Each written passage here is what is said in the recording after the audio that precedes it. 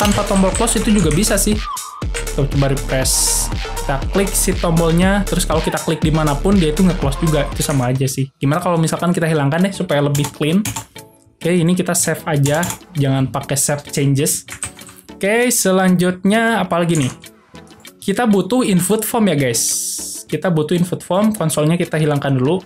Kita cari tahu gimana cara buat input form di Bootstrap yang biasa aja. Kita pergi ke dokumentasi, kita pergi ke bagian forms, di sini ada input atau form group sama aja sih, form control. Nah, kita pakai yang kayak gini nih. Kita copy yang atasnya aja. Kita copy, lalu kita simpan di dalam modal body di sini. Oke, kita paste, enter dulu deh supaya lebih rapi. Kita rapihkan dulu. Nah, ini jangan lupa karena dia nggak punya tag penutup, kita harus tambahkan backslash di ujungnya kayak gini. Tuh, jadi dia nggak merah lagi tuh. Nah, aman ya. Oke, di sini kita ubah email address-nya jadi yang pertama itu kita harus memasukkan yang namanya deskripsi. Deskripsi gitu guys. Terus for-nya kayaknya kita nggak butuh, kita hapus dulu deh. For, jangan lupa ini class name-nya kita ubah jadi class name. Class name guys. Kayak gini. Terus apalagi guys? Tipenya kalau deskripsi itu adalah teks. Terus ID-nya kayaknya kita nggak butuh, kita hapus dulu. Placeholder, ini kita ubah jadi masukkan deskripsi. Oke, sip. Apalagi ya? Oh ya, input ini kita harus tambahkan yang namanya name. Name-nya misalkan kita kasih aja deskripsi. Gini guys. Terus, nah, kalau di React.js itu biasanya input form seperti ini dihandle dengan state. Jadi kita bisa tambahkan value di sini. Kayak gini. Terus nanti value-nya isinya itu adalah state. This state deskripsi. Kayak gini. D-nya gede deh. Oh enggak, kecil dulu deh. Nah, deskripsi ini dari mana? Dari sini. Belum kita buat. Jadi kita buat dulu state-nya. Kita tambahkan koma. Terus kita tambahkan apa tadi? Deskripsi ya? Deskripsi. Kita isi dengan awalnya default-nya ya. Default-nya adalah string kosong. Oke? Terus selanjutnya kalau input form itu biasanya kita tambahkan yang namanya handle change. Jadi teman-teman boleh enter dulu ke bawah supaya lebih rapi karena dia bakalan panjang ya. Kayak gini. Oke, sebenarnya ini cara penulisannya itu bebas sih. Oke, kita tambahkan event yang namanya handle change. Oh, bukan handle change, tapi on change maksudnya. On change. On change. Gini guys. Sip. Terus kita isi dengan kurung kurawal. This titik handle change. Change, kayak gini. Sip. Handle change itu yang mana? Belum kita buat. Jadi kita buat dulu di sini. Handle change. Oke. Kalau misalkan kita konsol dulu deh. Console.log. Oke. Apakah event yang udah kita buat jalan atau belum gitu. Kita cek dulu guys. Jangan dulu hajar-hajar aja. Kita cek trial and error gitu ya. Oke, kita lihat. Kalau kita klik modal, kita coba klik kanan lalu inspeksi. Kita lihat di konsol. Nggak ada error aman. Tapi kalau kita klik di sini, lihat tuh. Ada oke guys. Tapi kalau teman-teman ketik di sini, lihat, dia nggak berubah tuh angkanya. Padahal gue udah ketik banyak tuh. Wah, mau 1000 kali pun dia nggak bakalan muncul, guys.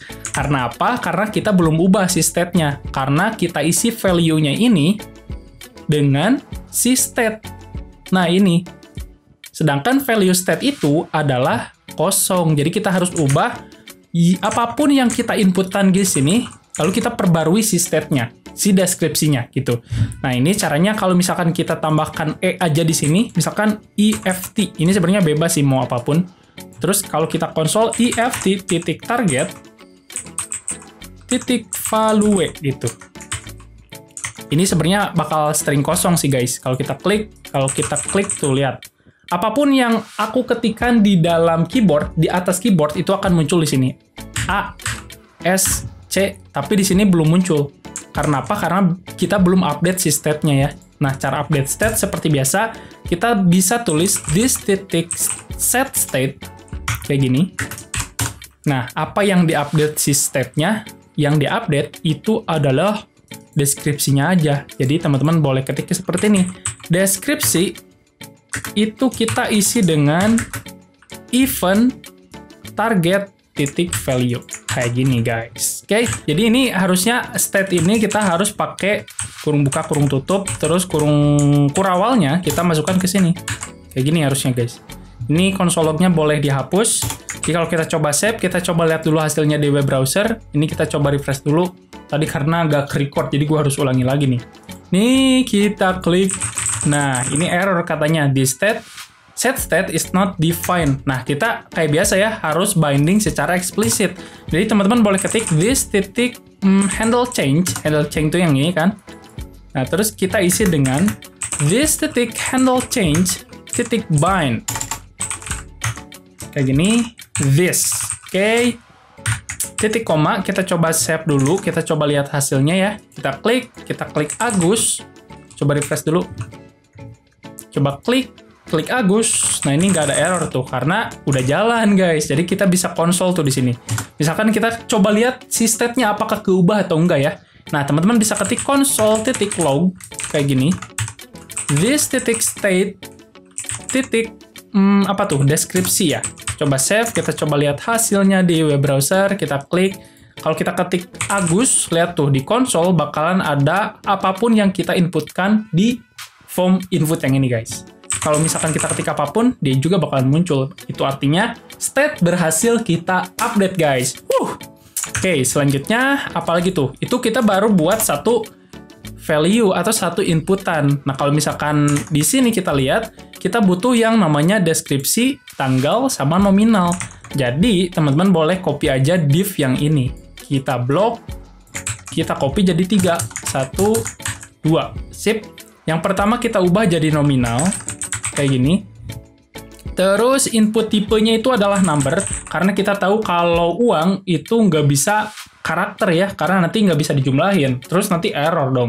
Nah, jadi di sini kita batasi jadi number. Terus name-nya kita ubah jadi apa guys? Ini jangan huruf besar, huruf kecil aja deh. Kita samakan dengan state-nya tadi.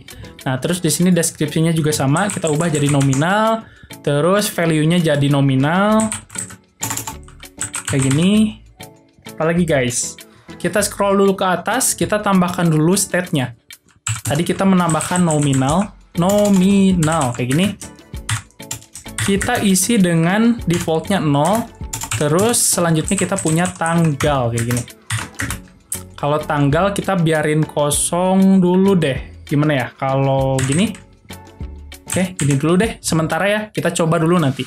Kita scroll ke bawah, di sini kita punya nominal, state-nya nominal, handle change. Sip. Terus selanjutnya, apalagi guys? Ini, tanggal ya. Tanggal kayak gini, kita ubah juga input tipenya jadi date kayak gini, terus deskripsinya kita ubah juga jadi tanggal, terus di state tanggal. Sip, aman ya. Kalau kita coba save, kita klik sekarang harusnya ada 3 tuh. Nah, ini nominal. Kalau gue input karakter nggak bisa guys. Tapi kalau misalkan gue input number, dia baru bisa. Nah, tapi kenapa dia berubahnya itu deskripsi ya? Lihat tuh, dia berubahnya deskripsi. Terus kalau kita klik tanggal, tuh, kenapa deskripsinya yang berubah? Itu karena kita hanya membuat handle change-nya ini berjalan untuk ini doang, guys. Nah, ini, kita hanya merubah set state deskripsi doang. Kalau yang lainnya nggak diubah. Nah, kita tinggal cari cara gimana supaya si fungsi ini bisa dipakai untuk bareng-bareng gitu, guys. Ini tadi tanggal ada error, kenapa? Kita coba lihat dulu. This state tanggal aman. Oh, ini nominal, salah. Nominal. Nah, kita di sini kan punya name nih, guys. Nah, kita bisa manfaatkan name-nya ini. Jadi, teman-teman bisa buat seperti ini nih. Ini, kita bisa pakai yang namanya spread syntax. Teman-teman bisa ketik titik, kayak gini.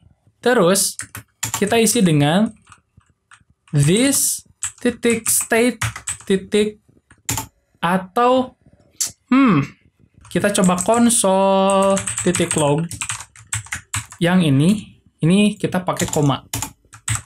coba save dulu, kita coba lihat hasilnya di web browser, kita klik, kalau kita ketik deskripsi, lihat, ada deskripsi. Itu artinya yang kita ketik adalah input deskripsi. Kalau misalkan nominal, tuh dia bisa tahu juga yang kita input adalah nominal. Sip, aman. Terus kalau tanggal, kita ubah. Nah, ini juga ada tuh tanggal. Nah, artinya kita bisa buat seperti ini nih guys. Misalkan kita buat variabel const, kita isi dengan key. Key-nya itu kita masukin yang ini. Ini kita pakai sama dengan ya. Sama dengan, kita paste di sini. Terus kita buat const lagi. Kita buat nilai value kayak gini. Value-nya kita isi dengan yang ini. Kita cut, kita paste di sini. Sip, di sini gak ada masalah ya. Ini kita hapus konsolnya. Baru kita masukin di sini. Key, titik 2, value. Kayak gini guys. Oke, jadi key itu apapun yang kita inputkan. Jadi kita bisa tahu input yang mana nih kita. Nah, terus kita ubah nilai yang kita input di sini sesuai dengan value yang kita ketikkan. Nah, itu logiknya sih. Nah, jadi kalau kita coba save dulu deh. Kita coba save. Ini kenapa key-nya jadi kayak gini ya? Atau jangan key deh. Kita ubah dulu dengan mungkin apa ya? Input deh. Inputan gitu ya. Takutnya ada bentrok dengan variabel bawaan dari Bootstrap-nya. Atau JavaScript-nya maksudnya. Coba save dulu. Kita coba lihat, kita klik Agus, ini jadi nggak jalan guys. Kenapa ya? Tadi gue sempet mentok kenapa inputan ini nggak bisa gue pakai ya, padahal gue udah definisikan di sini. Terus gue udah ubah juga, mungkin kita harus pakai let, ternyata sama aja. Nah, setelah gue searching ke sana kemari, ya dong, programmer mah harus gitu ya. Kalau misalkan mentok, ya kita harus searching, terutama pakai Stack Overflow nih guys. Nah, gue menemukan sebuah cara. Kita nggak bisa tulis inputan seperti ini, karena nanti JavaScript-nya akan menganggap bahwa inputan ini adalah key dari yang atas ini. Nah, kita nggak bisa tulis seperti ini, tapi kita harus bisa tambahkan yang namanya kayak gini, kurung buka atau kurung siku kayak kita membuat array. Jadi dia nanti bakalan berpatokan inputan yang ini guys, kayak gitu. Terus value-nya bisa ngambil dari sini. Jadi kalau kita coba save, kita coba lihat hasilnya di web browser, klik pemasukan, klik deskripsi, masukin nama Agus, aman. Masukin nominal, error. Kenapa error lagi nih guys? Oh my god. Nih, kita lihat dulu. Oh ya, di sini kita punya state nominal, di atas kita punya typo guys. Kita ubah nominal harusnya. Coba save lagi, kita coba lihat hasilnya. Kita clear dulu supaya rapih. Oke, kita klik pemasukan, masukin deskripsi aman, masukin nominal aman, masukin tanggal juga aman. Oke, aman ya. Terus kalau kita coba konsol, misalkan ini sebenarnya kita nggak perlu ketik inputan seperti ini juga bisa sih. Kita tinggal cut, kita masukin ke sini. Paste. Ini kita boleh hapus, ini juga sama, kita boleh cut, kita bisa masukin ke sini. Supaya bisa lebih clean gitu ya guys ya. Coba save, terus kita konsol dulu deh. Konsol .log this.state. Kayak gini. Coba save, kita coba lihat hasilnya dulu. Kita klik pemasukan, masukin Agus. Lihat, dia muncul ada objek, terus nominal 20 ada juga. Terus kalau kenapa bisa 0 ya? Oh ya, bisa ya. Kalau number bisa 0. Tik tanggal aman. Oke, sip. Input formnya udah berhasil kita buat, guys. Oke, tempatnya udah berhasil kita buat, kita tinggal buat logiknya nih. Mungkin sampai dulu video kali ini, kita akan lanjutkan untuk menambahkan logik, karena kayaknya ini udah cukup lumayan panjang nih videonya guys. Takutnya kalian udah pada kabur nih. Sampai berjumpa di video berikutnya. Bye-bye.